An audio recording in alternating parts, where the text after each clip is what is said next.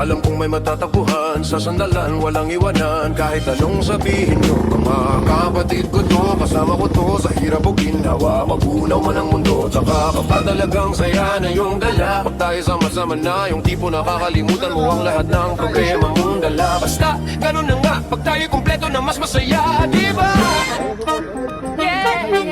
Gusto ko kasama kayo sa kulitan, sarap walang iwanan. At kahit na minsan nagkakaroon man tayo ng hindi pagkakaunawaan, tampuhan at talitawayan, pag-usapan na lang sa tagayan. Di makatiis pag nakitang nakangiti, apiran wala na yan. Sabay halakakan at palakpakan kahit na walang nakakatawa. Ganyan kabaliw pag magkakasama, mapatingin lamang sa bawat isa. At bukod pa sa samahan natin na sa kabila ng mga pagsubok, kasama kita nararanasan mas masaya lagi. Basta tara na, sama-sama tayo at walang mag-iwanan.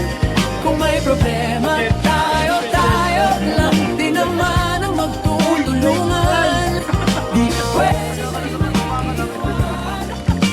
kasama pag may kasiyahan. Kaya sama-sama tayo na parang magkabarkada. Kami ay mga magkakapatid, magkakaibigan lang tignan. Nagkakapikunan man minsan, walang pwede namang iwan. Kami din ang magkakasangga sa lahat. Kahit gano'ng kabigat, anumang hirap, mapapalitan ang sarap. Basta tayo ay magsikap, sagana sa tawa pagkasama sila.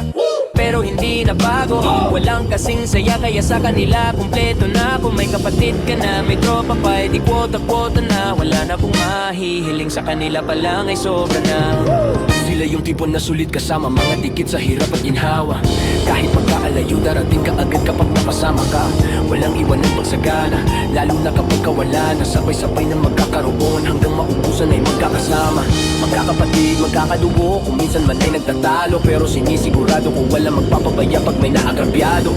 Kaya lagi nang panatag, basta sila sa'kin na bahala. Walang dahilan para mag-iwanan, sa isa't isa kami nagtitiwala.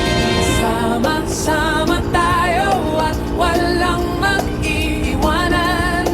Kung may problema, tayo lang din naman ang magtutulungan.